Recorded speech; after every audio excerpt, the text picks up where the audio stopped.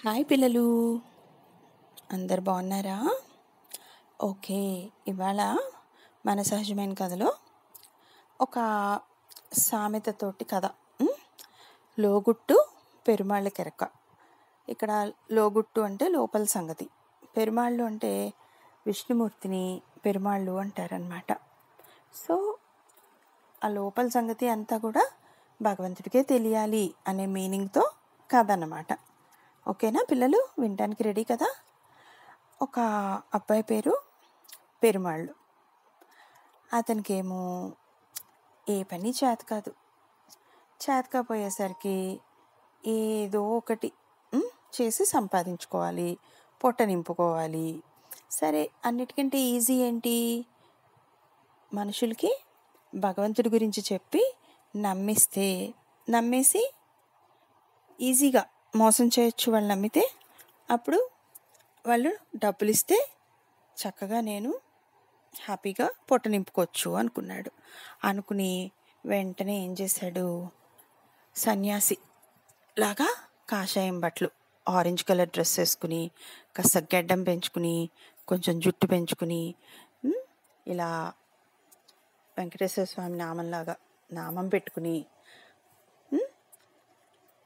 అందరికీ భగవంతుడి గురించి, దేవుడి మాట వినాలి, అన్ని సంగతులు భగవంతుడికే తెలుసు, మన మంచి చెడు అంతా భగవంతుడు చూస్తూ ఉంటాడు, అంతా పెరుమాళ్ళకే తెలుసు. పెరుమాళ్ళు అంటే భగవంతుడు అని చెప్పాను కదా, సో పెరుమాళ్ళకి తెలుసు. యాక్చువల్లీ పెరుమాళ్ళు అతని పేరే, కానీ అది భగవంతుడి పేరు అనమాట.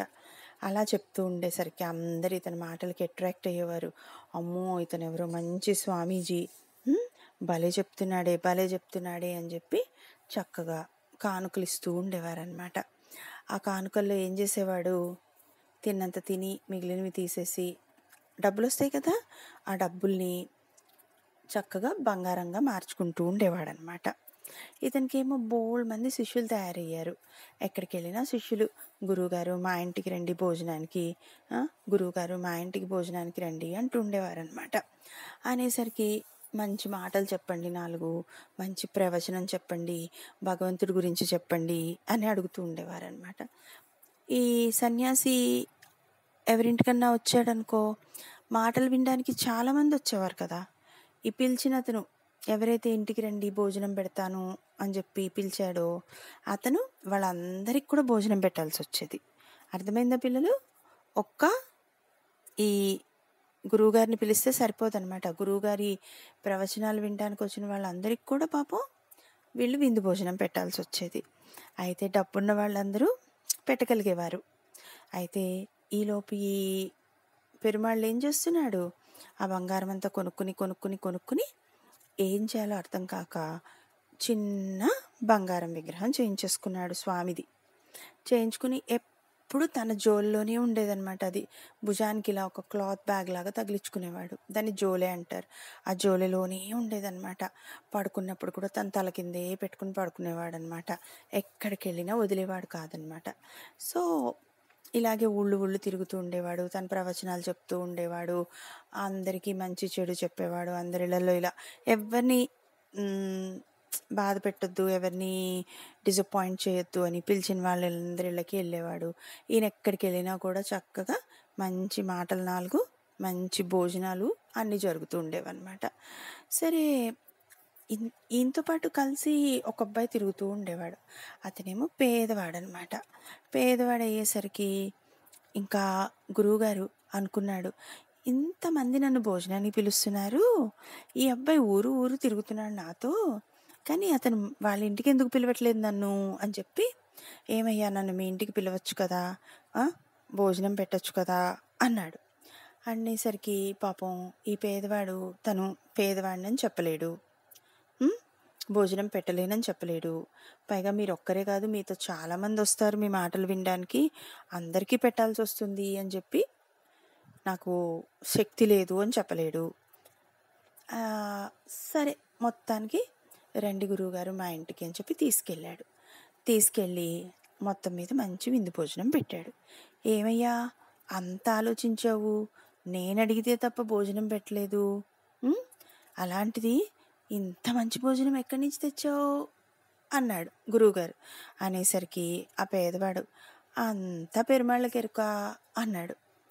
అనేసరికి ఓహో, ఇతనికి కూడా నా భక్తి, నా మాటలు, నా ప్రవచనాలు వంట పడుతున్నాయే అని సంతోషపడి గురువుగారు, నీ ఇంట్లో విందు భోజనం చాలా బాగుంది, నేను ఇంకో 4 రోజులు ఇక్కడే ఉంటాను అన్నాడు. ఈ అబ్బాయికి ఇంకా టెన్షన్ మొదలైంది. ఎలాగా, ఎక్కడి నుంచి తేవాలి డబ్బులు, అసలే పేదవాడిని, గురువుగారికి చెప్పుకోలేను అని చెప్పి ఏదో ఐడియా ఆలోచించుకుని నెక్స్ట్ 4 days కూడా అలాగే మంచి భోజనం పెట్టాడు. రోజు గురువుగారు అడగడం, అరే నీ దగ్గర లేదు, అయినా ఎలా తెచ్చావు, లోగుట్టు పెరుమాళ్ళకెరుక అన్నాడంట. గురువుగారు ఎప్పట్లానే సంతోషపడ్డాడు. ఏమని, ఓ ఈ అబ్బాయికి పెరుమాళ్ళు అంటే భగవంతుడి గురించి అర్థమైంది అని చెప్పి. అయితే గురువుగారు ఇంకా 5వ రోజు బయలుదేరేటప్పుడు ఆయన జోలు ఉంటుంది కదా, ఆ జోలే భుజాన వేసుకున్నాడు. ఏంటబ్బా ఈ జోలు చాలా బరువుగా ఉండాలి, ఇందులో ఇలా బంగారం విగ్రహం ఉండాలి, ఎందుకు ఇది లైట్ వెయిట్ అయిపోయింది అనుకుని కొంచెం దూరం వెళ్ళిన తర్వాత ఓపెన్ చేసి ఒక్కడు ఉన్నప్పుడు చూసుకునేసరికి గురువుగారు చేయించిన విగ్రహం ఏమో మొత్తం గోల్డ్ ఇలా ముద్దలాగా అన్నమాట.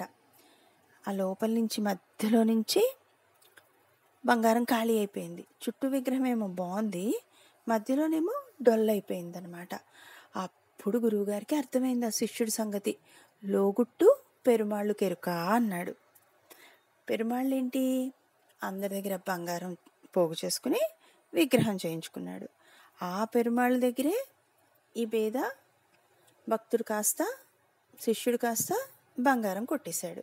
సో డైరెక్ట్గా చెప్పకుండా ఇండైరెక్ట్గా లోగుట్టు పెరుమాళ్ళు కెరుక అని చెప్పాడనమాట. చెప్పేసరికి ఇంకా ఈ దొంగ సన్యాసి వేషం వేసుకున్న పెరుమాళ్ళకి బాగా బుద్ధి వచ్చిందనమాట. మనము ఒకళ్ళని మోసం చేస్తే మనని ఇంకొకళ్ళు మోసం చేస్తారు.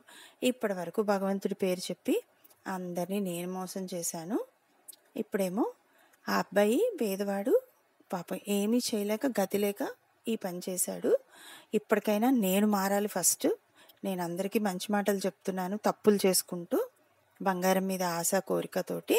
సో నేను అలా ఉండొద్దు అని చెప్పేసి అప్పటి నుంచి నిజంగా భగవంతుడి పట్ల ప్రేమ భక్తి పెంచుకుని నిజమైన మాటలు చెప్తూ, ఎవరైనా కానుకలు ఇచ్చినా ఏమిచ్చినా కూడా అక్కడ పేదవాళ్ళకి వాళ్ళకి పనిచేయడము, తనకి కావలసినంతే కొంచెమే 2 జతల బట్టలు, తినడానికి కొంచెం ఆహారం అట్లా ఉంచుకోవడం తప్ప ఇంకా వేటి మీద భ్రమ లేకుండా ఉండడం మొదలుపెట్టాడు. ఈ పేద భక్తుడు ఈ గురువుగారితో తిరుగుతూ ఉన్నాడు కదా ఊళ్ళన్నీ. అప్పుడు తెలుసుకున్నాడనమాట అతని దగ్గర బంగారం విగ్రహం ఉంది. సో గురువుగారు తనంతట తనే భోజనం అడిగినప్పుడు నేను ఏదో ఒక ఉపాయం ఆలోచించాలి, నా పరువు పోగొట్టుకోకూడదు, గురువుగారి మాట తీసేయకూడదు అని చెప్పి అతని ప్లాన్ అతను చేసుకున్నాడనమాట. సో పిల్లలు, ఎవరి తెలివి వాళ్ళదే, అవునా? సో ఇలాంటి కథలు ఇంకా మనం బోల్డ్ అని చెప్పేసుకుందాం. మళ్ళీ ఇంకో కథతో మళ్ళీ కలుద్దాం. బాయ్ కన్నలు.